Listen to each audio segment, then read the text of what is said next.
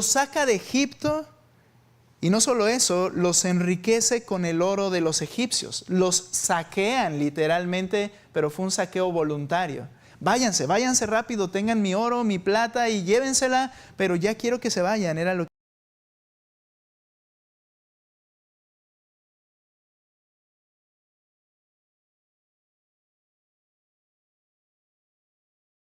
Escena número 5. Dios derrota a sus enemigos delante de ellos, ven a los ejércitos de los egipcios ahogarse en el Mar Rojo. Se cierra el mar y los ven flotar y morir, caballos, carros, todo es ahí ahogado. Y entonces uno se pregunta cómo se llamó la obra. Clamaron, Dios los escucha, Dios los guarda, Dios los libra, Dios los saca, Dios les abre el mar, Dios derrota a sus enemigos. ¿Y cómo se llamó la obra? Ellos pudieron pensar, somos lo más importante para Dios. Somos el centro del universo de Dios. Somos el corazón de Dios. Cualquiera de estas ideas, hermanos, ahora tú y yo entendemos que sería una idea equivocada. Sería un concepto muy desbalanceado de la realidad. De hecho, vemos evidencia de este pensamiento y de esta actitud no correcta. 3 días después de que cruzan el Mar Rojo y ven a sus enemigos ser ahogados allá, dice la Escritura que cuando ellos llegan a una parte donde no había agua, llegan a un lugar donde hay agua pero es amarga, y entonces preguntan, ¿qué beberemos? ¿Nos sacaste para morir de sed? Y entonces Dios le dice a Moisés, corta un árbol, échalo al mar o al agua y será sana. Y les dice, yo soy Jehová Rafa, que significa tu sanador. Si tú eres fiel a mí, yo voy a ser tu sanador y no te va a pasar lo que le pasó a Egipto. Pasan solamente 2 meses y medio después de haber salido de Egipto y se comienzan a quejar en el desierto diciendo lo siguiente: hubiéramos muerto en Egipto por el Señor. ¿Te das cuenta así como un niño berrinchudo? Mejor nos hubiéramos muerto en Egipto por mano del Señor. Es decir, ellos se están quejando de haberlos salvado. Como ahora, ¿no? Hay quienes dicen que voy a demandar a aquel porque me salvó la vida. Yo no quería que me salvara la vida y quieren ganar la demanda, ¿verdad? Y de alguna manera le están diciendo al Señor, ¿por qué nos salvaste? Y luego le dicen, nos sentábamos junto a las ollas de carne, comíamos hasta saciarnos y aquí no hay nada que comer. ¿Y qué hizo? Les dio codornices y les dio el maná cada día. Puedes darte cuenta que de alguna forma su concepto de Dios no era el correcto. ¿Sabes? Es importante tener un correcto concepto y un correcto y balanceado concepto de Dios. Dios lo dijo, es necesario que aprendan a temerme todos los días que vivan sobre la tierra, en Deuteronomio 4:10. ¿Sabes, hermano? Esto es vital en un mundo caído en pecado, porque el ADN del pecado, lo hemos oído, es el orgullo. Y es necesario este saludable temor en el corazón, ese saludable temor de Dios en el corazón. Tanto para el creyente como para el incrédulo. Entonces en el Salmo 19, dice el texto, verso 9, el temor del Señor, y comienza a describirlo, el temor del Señor es limpio. Esta palabra, tahor, limpio, significa impecable, perfecto, sin defecto, libre de impureza. Entonces quiere decir que el temor del Señor que se produce a través de la palabra no es un acto pecaminoso. No es un acto como egoísta de parte de Dios, porque el temor del Señor es sin defecto, es libre de impureza. Quiere decir entonces que el temor a Dios es algo bueno y que produce buenas cosas. A veces tenemos esa lucha, esa idea que queremos rechazar, de decir, no, Dios no quiere tratarnos de esa forma. Como que Dios no quiere que sintamos temor de Él. Pero dice el texto que el temor del Señor es limpio. no es un acto pecaminoso. Steve Lawson, en su libro que se llama Predica los Salmos, dice lo siguiente: Yirá, hablando de esta palabra temor, se refiere a aquellas porciones de la ley de Dios que causan temor y reverencia. Esto incluye los textos de la santidad de Dios y los textos de sus juicios asombrosos. Esos pasajes en la Escritura te hacen sentir o recordar un temor de Dios. Ahora, hermanos, me he puesto a escuchar mis predicaciones. Cuidado, porque el ADN del pecado es el orgullo. Pero en realidad me puse a escuchar algunas de mis enseñanzas, porque hubo algo. Creo que es bueno y necesario tener un balance correcto y un enfoque correcto en lo que predicamos acerca de Dios. Creo que me quedé pensando lo que el domingo les compartí cuando estaba predicando de la parábola de la cizaña en el campo. Y que les mencionaba, me sentí tentado en pensar y decir, oye, como que estás nada más dando así duro y duro, ¿verdad? Con lo mismo acerca de que Dios va a actuar contra el que Él sabe que está mal delante del Señor. Y cuando yo estaba escuchándome, yo dije, es cierto, en un sentido, creo que le debo pedir al Señor, dame de tu gracia para balancear el concepto y que nuestra iglesia pueda oír de la gracia del Señor y pueda oír acerca de la justicia y santidad del Señor. Creo que es bueno y creo que es necesario. Sin embargo, cualquier extremo es peligroso. Y yo quiero como que jalarme de este extremo y decirle al Señor, ayúdame a mirar esa parte que se requiere para animar a los que están desanimados. Pero cuando se habla a veces solo de gracia, gracia, gracia, gracia. Por gracia son todas las cosas en nuestra vida. Pero el texto dice que el temor del Señor es saludable y es bueno. Y me temo que muchas veces la tendencia a solo hablar del otro extremo de la gracia hace sentir que Dios no es el centro de las cosas, sino mi persona. Y ese es un peligro.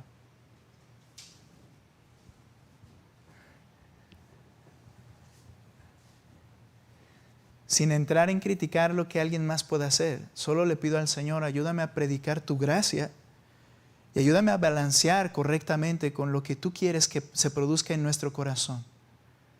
No solo gratitud por la gracia, sino temor de Dios.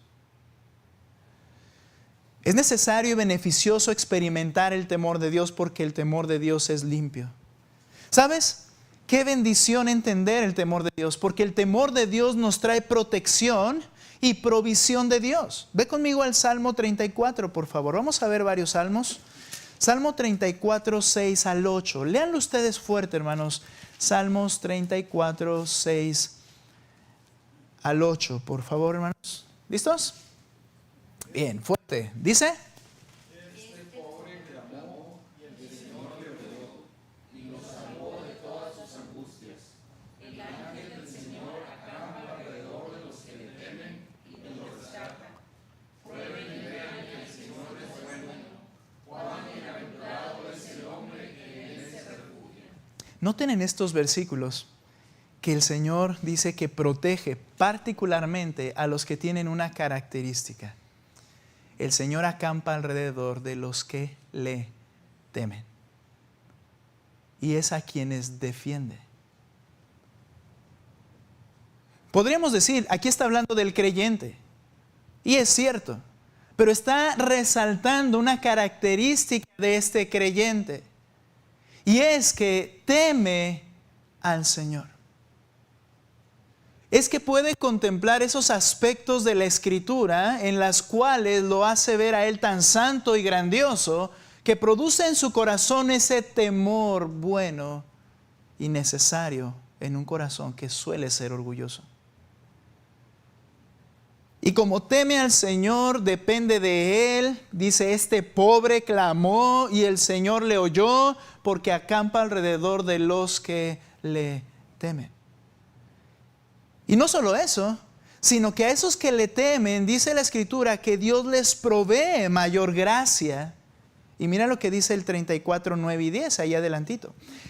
Teman al Señor, ustedes sus santos. Teman al Señor, ustedes sus santos, pues nada les falta a aquellos que le temen. Los leoncillos pasan necesidad y tienen hambre, pero los que buscan al Señor no carecerán de bien alguno. Y luego en el 11, no lo vamos a ver, pero dice, vengan hijos, escúchenme, les enseñaré el temor del Señor. Es necesario y beneficioso experimentar el temor de Dios en mi corazón, porque eso me trae protección y provisión de Dios. Además, el temor de Dios produce vidas piadosas y reposadas. Mira lo que dice el verso 11, lo voy a leer al 16 rápido. Vengan hijos, escúchenme, les enseñaré el temor del Señor. Mira, una vida piadosa y en paz. ¿Quién es el hombre que desea vida y quiere muchos días para ver el bien? Mira lo que el temor produce. Guarda tu lengua del mal, tus labios de hablar engaño. Apártate del mal y haz el bien, busca la paz y síguela. Los ojos del Señor están sobre los justos y sus oídos atentos a su clamor.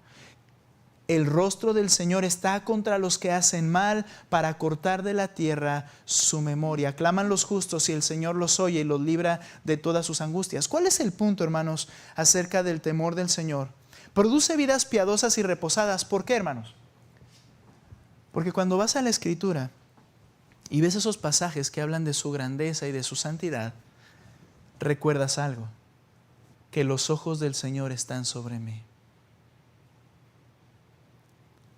Y están sobre mí para bendecirme, librarme, protegerme, guardarme. Pero ¿qué produce en mi corazón y en mi práctica? Una vida piadosa que no habla engaño, que busca la paz y la sigue, que no permite que el pecado sea la forma de vida de él. ¿Por qué? Porque sabe que los ojos del Señor están sobre él. ¿Esto cómo se llama? Temor del Señor. Y eso trae bendición del Señor para mi vida y mayor gracia en mi vida.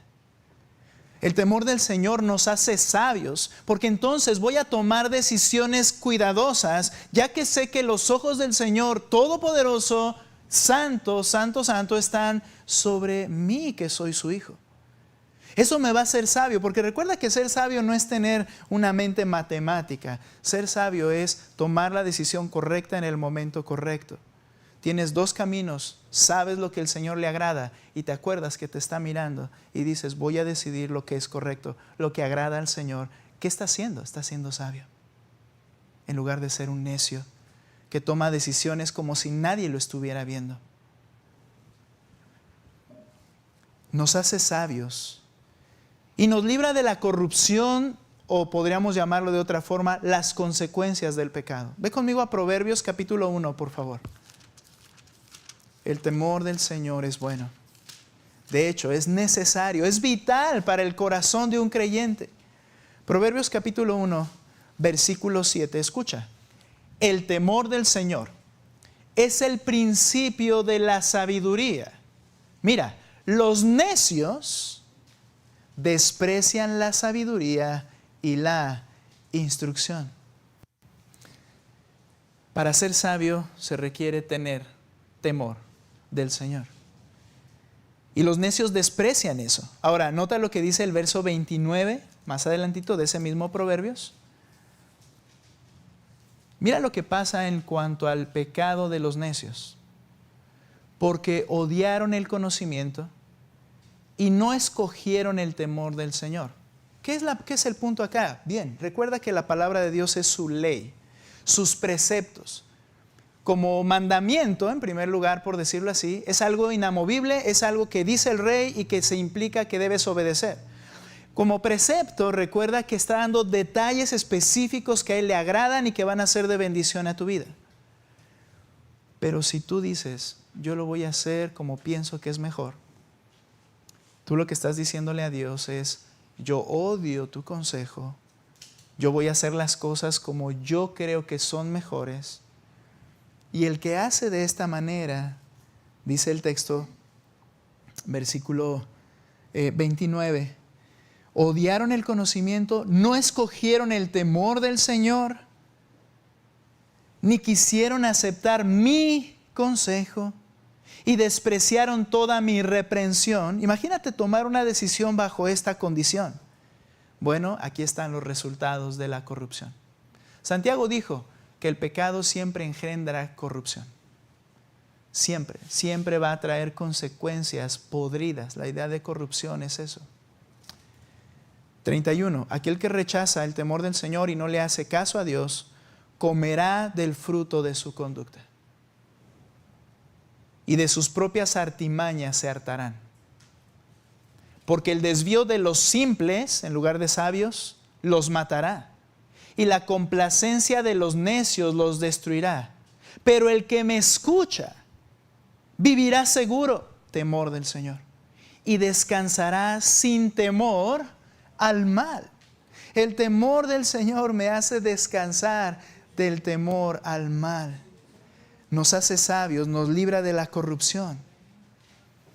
Al que tiene temor del Señor, Dios le muestra su voluntad. Hermanos, ¿no es una de las preguntas constantes? ¿Qué quiere el Señor de mi vida? ¿Cuál es la voluntad de Dios en las áreas de mi vida que no están en la palabra de Dios? Vamos a decir, las cosas de la vida diaria que yo quisiera saber, Señor, ¿qué es lo que tú quieres en mi vida en este sentido? Bueno, Dios le muestra su voluntad al que tiene temor de Él. Salmo 25, regresa a los Salmos. Salmo 25. Verso 12. ¿Quién es el hombre?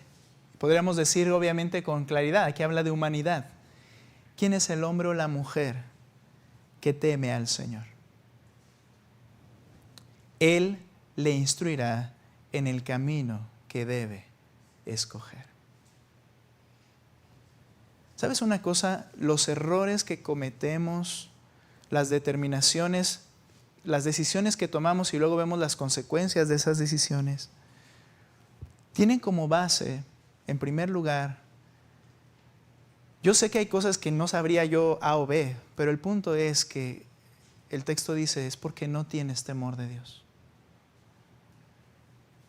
Es porque no te detuviste para decirle al Señor realmente, Señor, yo no quiero hacer mi voluntad, porque sé que tus ojos me miran. ¿Qué quieres que haga en este asunto? Y después las cosas se van mal, las cosas suceden mal, pero este texto siempre ha estado allí. Este texto siempre nos ha dicho, el que teme al Señor, Él le instruirá en el camino que debe escoger. Y sabes una cosa, primer paso, vas a la Escritura y si esa decisión que vas a tomar, la palabra de Dios te dice, esto es pecado, no lo hagas, pues simplemente ya sabes la respuesta. Pero hay muchas áreas en la vida en la cual la Biblia no te dice cuál de los dos aspectos. Pero el punto es que si temes al Señor realmente en tu corazón, con esa disposición de obedecerle porque le reverencias, esto es hermoso, Él conducirá aún las circunstancias que tú no puedes controlar, aquellos aspectos que parecen coincidencias, y en esa situación te va a mostrar cuál es su voluntad. Pero si esto no pasa, según el texto, es porque no tenías o no tienes realmente un corazón que teme al Señor. Y tomamos muchas decisiones equivocadas. Y nos dejamos llevar por muchas ilusiones equivocadas. Pero el problema es mi corazón, que no alberga temor a Dios, como Él debe ser temido. Dios le muestra su voluntad al que tiene temor de Él. Y sabes, el temor al Señor produce la correcta adoración en el creyente. Ve conmigo a Isaías capítulo 66. Isaías 66. Ahora ustedes lo van a leer. Isaías 66, Lean por favor del versículo 1 al 4, por favor todos encuéntrenlo y leanlo con fuerza para que mi hermano Jorge no se sienta solo, ni que están enojados con él y que él lea solo. ¿Listos? Isaías 66, 1 al 4, por favor. Fuerte, hermanos, ¿qué dice? Así dice el Señor: el cielo es mi trono y la tierra el estrado de mis pies. ¿Dónde pues está la casa que podrían edificarme? ¿Dónde está el lugar de mi reposo? Todo esto lo hizo mi mano. Así todas estas cosas llegaron a ser, declara el Señor.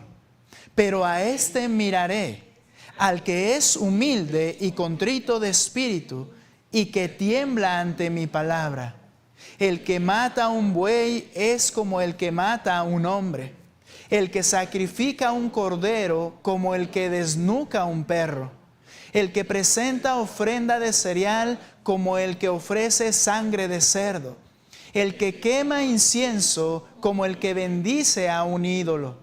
Como ellos han escogido sus propios caminos y su alma se deleita en sus abominaciones, también yo escogeré sus castigos y traeré sobre ellos lo que temen. Porque llamé, pero nadie respondió. Hablé, pero no escucharon. Más bien hicieron lo malo ante mis ojos y escogieron lo que no me complacía. ¿Qué fue lo que les faltó? Temor del Señor. Y nota, está hablando de esos sacrificios que la ley dice que debían ofrecer. Animales, cereales, aves. Todos esos ofrecimientos al Señor estaban en la ley, era la parte de la adoración ritual que tenían los judíos. Y dice la Escritura, pero sin temor a Dios, no puede haber una adoración correcta. No puede. Hermanos, esta es una realidad, de acuerdo a este pasaje. Tú puedes estar haciendo aparentemente todo lo que dice la Biblia que debes hacer, pero sin temor a Dios. Y esa no es la adoración que Él busca. Porque Él busca verdaderos adoradores que lo hacen en espíritu, privada, internamente y en verdad. Y dice el pasaje, pero yo hablé y ellos no quisieron oír. ¿Pero qué seguían haciendo? Seguían adorando a Dios. Yo les dije qué hacer, pero ellos no me hicieron caso y hicieron las cosas de acuerdo a su deseo y voluntad, pero seguían adorando a Dios. Solo el temor de Dios puede producir una verdadera adoración, hermanos. ¿Cómo está tu adoración? Date cuenta cómo es necesario y beneficioso experimentar el temor de Dios día con día en el corazón. Vamos a verlo ahorita refiriéndonos a la iglesia. Yo sé que he estado usando textos del Antiguo Testamento, pero hay algo más en el Antiguo Testamento que quiero ver. En Isaías, el temor de Dios es presentado como un don del Espíritu Santo. Ve conmigo, por favor, a Isaías capítulo 11. Aquí particularmente habla del Mesías y de lo que el Espíritu Santo daría, por decirlo así, al venir al Mesías, cuando Él se somete al Espíritu Santo, ya sabemos, en su sometimiento voluntario. Mira lo que dice capítulo 11 de Isaías. Entonces, un retoño brotará del tronco de Isaí. Isaí es el padre de David. Entonces está hablando de un descendiente de David. Y un vástago dará fruto de sus raíces. Y reposará sobre él. ¿Recuerdas el bautismo con Juan el Bautista? Que dice que el Espíritu Santo vino y posó sobre él. Y reposará sobre él el Espíritu de Jehová. El Espíritu del Señor. Y entonces describe, algunos los llaman los ministerios del Espíritu, algunos los llaman los dones espirituales, otros lo llaman también la plenitud del Espíritu que habla en Apocalipsis, los 7 espíritus del Señor. El Espíritu de Jehová, y entonces lo describe, espíritu de sabiduría y de inteligencia, espíritu de consejo y de poder, espíritu de conocimiento y de temor del Señor. Esto es lo curioso, que es el mismo espíritu que ha venido a morar en nuestra vida. Sin ese espíritu, yo no puedo sentir el temor del Señor. pero lo has experimentado porque es el Espíritu que mora en ti. Entonces, ¿por qué tener un rechazo a algo que es vital? De hecho, un don de gracia del Espíritu Santo, el experimentar el temor del Señor. Ahora, en el Salmo, no vamos a regresar ahí, pero te lo voy a preguntar y si no lo sabes, sí vamos a tener que regresar. Este Salmo que estamos viendo, Salmo 19, dice, el temor del Señor es limpio y... Regresen conmigo al Salmo 19, lo siento, lástima. Salmo 19. Y lean por favor la primera frase del verso 9 para poder continuar, hermanos. ¿Listos? Juntos lo leemos. Dice, el temor del Señor es limpio, que permanece para siempre. Si su palabra es este temor del Señor y hace referencia a su palabra como el temor a Dios, es el que nos enseña el temor a Dios, dice que permanece. Esto significa que está vigente. El temor del Señor permanece, quiere decir que está vigente permanentemente. Quiere decir que no hay posibilidad de que por lapsos mengue o disminuya en su realidad. Esto es que sea vigente, que siempre esté funcionando como funciona. Entonces el temor de Dios en el tiempo de la iglesia no es algo del pasado. El temor de Dios en el creyente no es algo ajeno, al contrario, porque dice el texto que sigue vigente. No hay posibilidad de que este temor de Dios disminuya. El Nuevo Testamento no nos enseña un menor temor de Dios. Y no solamente es vigente, sino que esta vigencia dice permanece vigente para siempre. Esta vigencia es eterna del temor del Señor. El temor a Dios o el temor de Dios es producido entonces por la revelación de que Dios es santo, pero que Dios es inmutable, también lo enseña la palabra. Así es que su santidad no puede variar, ¿estás de acuerdo? Si Él es inmutable, su santidad no puede variar y cada uno de sus aspectos de Él no varían, son para siempre. Y como ya dijimos, este temor del Señor producirá las bendiciones que antes mencionamos, una gratitud, una adoración correcta, obediencia, confianza, amor, paz eternas. Y aquí es donde quiero enfocarme en la parte del Nuevo Testamento, hermanos. No hay una dicotomía, una división entre la gracia que nos ha sido dada en Cristo, maravillosa gracia y absoluta. No hay una división con el temor del Señor, que nos recuerda permanentemente su presencia santa. No hay una dicotomía. El escritor de Hebreos, ve conmigo a Hebreos 12. El escritor de Hebreos tiene en mente la escena de Sinaí que leímos en Deuteronomio 4:10. Y el escritor de Hebreos está escribiendo a la iglesia visible. ¿Y qué es lo que quería enseñar? Mira lo que dice Hebreos 12. La iglesia visible, hermanos, nos referimos a los que profesamos ser cristianos. ¿De acuerdo? ¿Profesamos ser cristianos? Ahora, ¿eso garantiza ser cristianos todos? ¿O ser creyentes o salvos todos? No, pero profesamos serlo, la iglesia visible, los que nosotros vemos congregados con nosotros, podríamos decir. Y tiene en mente entonces ese pasaje en donde Dios quería enseñarles a temer su nombre, que ya leímos. Y mira por favor el versículo 14. Verso 14, 12, 14. Busquen la paz con todos y la santidad, sin la cual nadie verá al Señor. Da por sentado que si alguien de los que lo está escuchando no tiene la santidad, no verá al Señor. Esto no quiere decir que se pueda perder la salvación o que un creyente no vaya a ver al Señor, un creyente genuino. Recuerda, está hablando a la iglesia visible, con la posibilidad de que los que están oyendo sean o no salvos. ¿Entiendes eso? Entonces les dice, sin la santidad nadie verá al Señor. Cuídense de que nadie deje de alcanzar la gracia de Dios, de que ninguna raíz de amargura brotando cause dificultades y por ella muchos sean contaminados. Ve la advertencia que está siguiendo. Que no haya ninguna persona inmoral ni profana como Esaú, que vendió su primogenitura por una comida, porque saben que aún después, cuando quiso heredar la bendición, fue rechazado, pues no halló ocasión para el arrepentimiento, aunque la buscó, que buscó la bendición con lágrimas, pero ya no hubo oportunidad para el arrepentimiento. Entonces, vemos un enfoque doble en lo que está escribiendo el escritor de Hebreos. Paz y santidad para el creyente, pero también menciona a unos que es posible que no alcancen la gracia. El temor de Dios funciona de esta manera en los dos personajes. Para el creyente va a funcionar en paz y un camino a ser más santo, pero en el no creyente va a ser un recuerdo del juicio de Dios. Y eso es temor, porque dice, me va a condenar.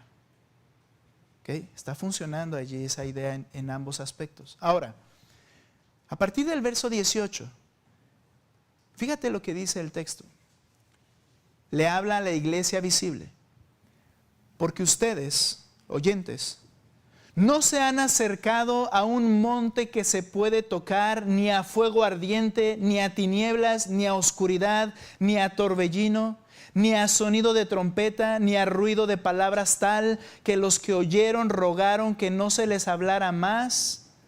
Porque ellos no podían soportar el mandato, si aún una bestia toca el monte será apedreada. Tan terrible era el espectáculo que Moisés dijo, estoy aterrado y temblando. Dios logró su propósito.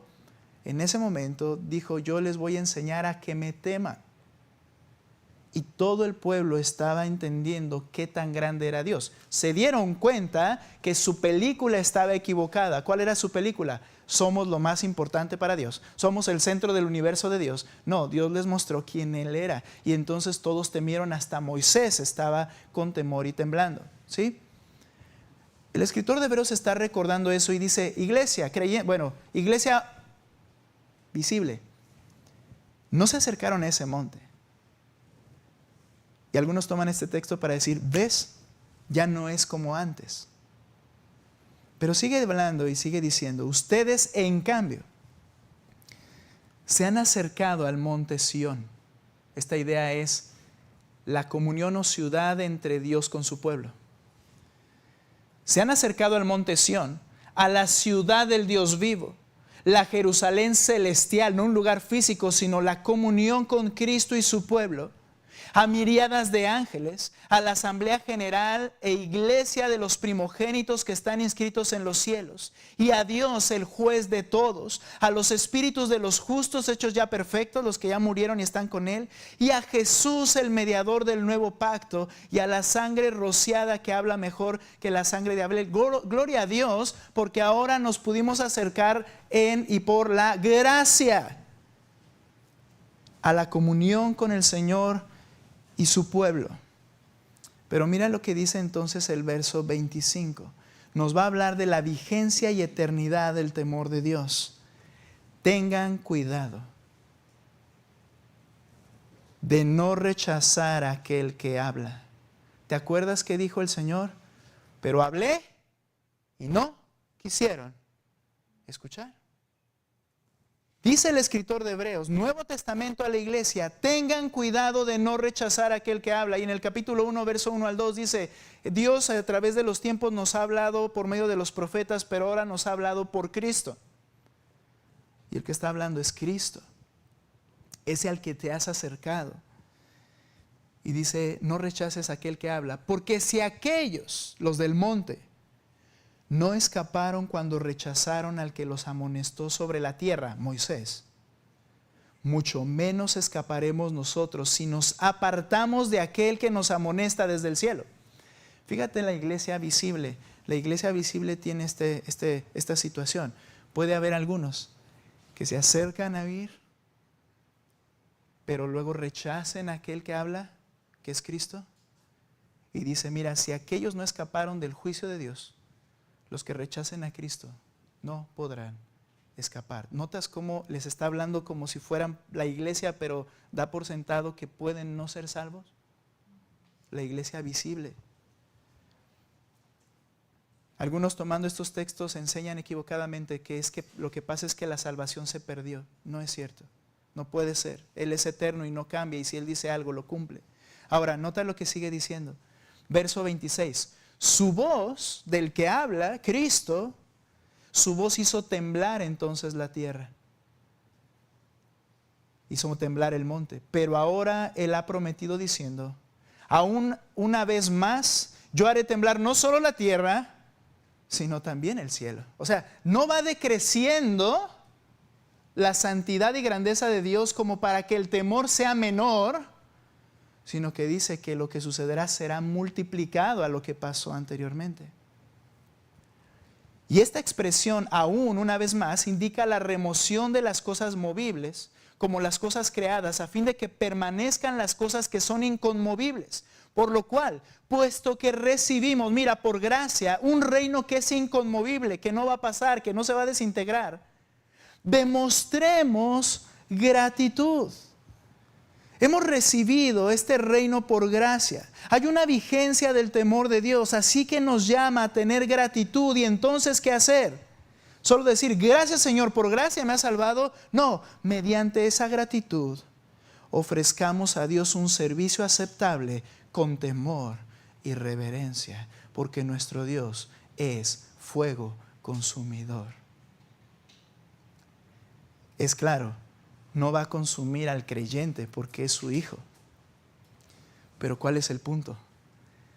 Cristo no ha menguado.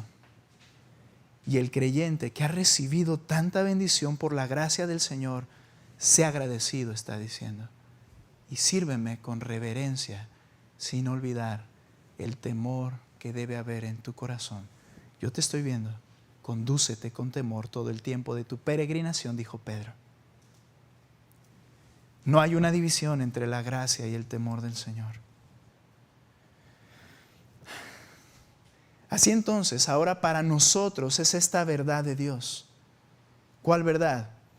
Que la iglesia anda en el temor de Dios.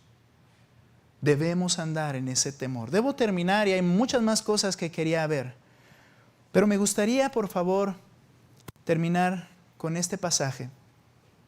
Ve conmigo a Efesios capítulo 5 y vamos a leer algunos textos salteados ahí. Si tú vas al libro de Hechos, dice que las iglesias eran edificadas y crecían andando en el temor del Señor, Hechos 9:31. Si tú vas a Corintios, dice que por el temor del Señor predicas el evangelio a otros y los amas y les ruegas que vengan a Cristo por el temor del Señor.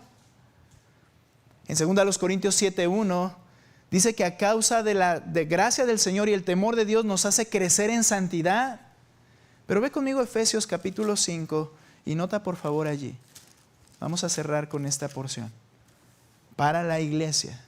Sean imitadores, 5:1. Sean pues imitadores de Dios como hijos amados. Vamos a ver cómo el temor a Dios nos conduce a correctas relaciones de amor con el Señor y con los demás. Primera cosa, nos llama a andar como hijo amado. ¿Cómo? 2, y anden en amor así como también Cristo les amó y se dio a sí mismo por nosotros ofrenda y sacrificio a Dios como fragante aroma. ¿Y recuerdas cuál es la base de la adoración correcta a Dios para que sea agradable a Él? El temor del Señor. Nota lo que dice el verso 11, 5:11. Y no participen en las obras estériles de las tinieblas, sino más bien desenmascárelas. ¿Por qué? ¿Cuándo puedes hacer esto? Cuando recuerdas que el que te está viendo lo hace permanentemente y se llama temor de Dios. No participes en lo que ellos hacen. Al contrario, sácalo a la luz y di que está mal.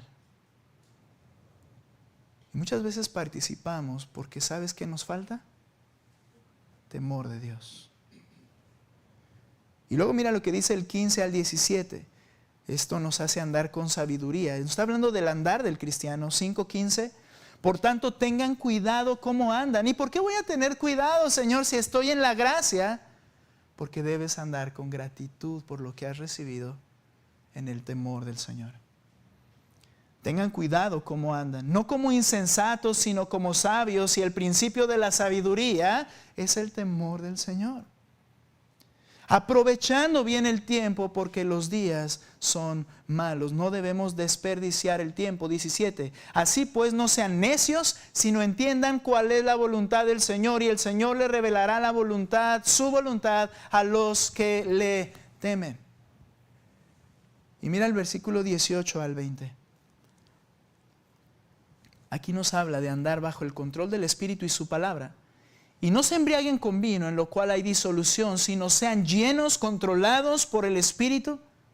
Cuando esto sucede, hablan entre ustedes con salmos, himnos y cánticos espirituales, cantando y alabando en su corazón al Señor. Den siempre gracias por todo, ¿recuerdas? Con agradecimiento.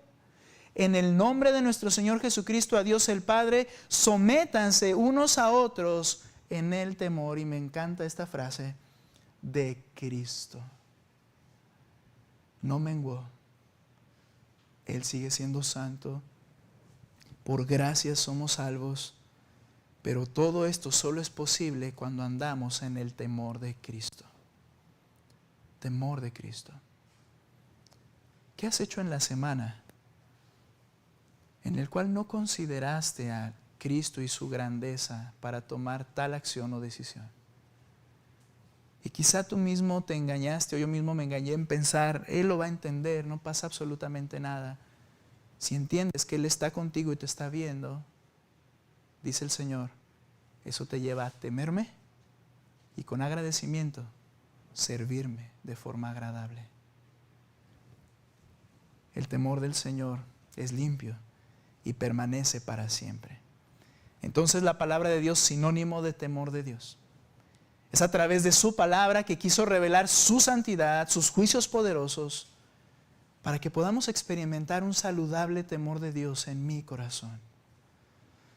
La palabra de Dios produce temor porque es limpio, no pecaminoso, no dañino, sino bueno, perfecto, y produce buenas cosas en nosotros, sus criaturas, como protección, provisión, paz, sabiduría, entendimiento de la voluntad de Dios, y nos hace y nos conduce a una correcta adoración, mejor dicho.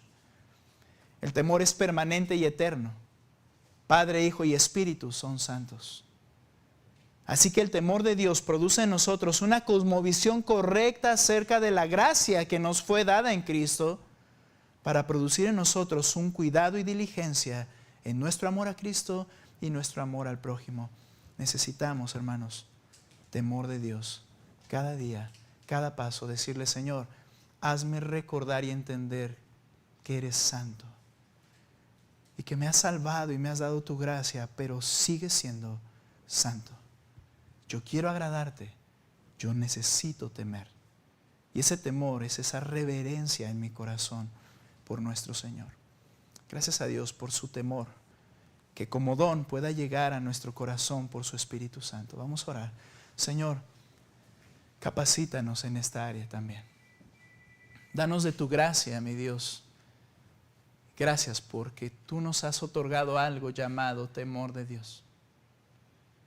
Que no sea algo indeseable, que no sea algo chocante a nuestros conceptos o pensamientos, sino que entendamos que es limpio, bueno, necesario, con un corazón que tiende al orgullo constantemente, a la idolatría constantemente. Haznos, Señor, temblar ante tu palabra, porque de ellos es a los que tú observas, guardas, bendices, otorgas mayor gracia. Queremos agradarte, mi Dios. Queremos vivir de acuerdo a tu voluntad. Gracias por habernos aceptado en Cristo. Que podamos tener temor de Cristo cada día de nuestras vidas. En Cristo Jesús lo rogamos. Amén. Vamos a cantar, hermanos. Que esto sea un...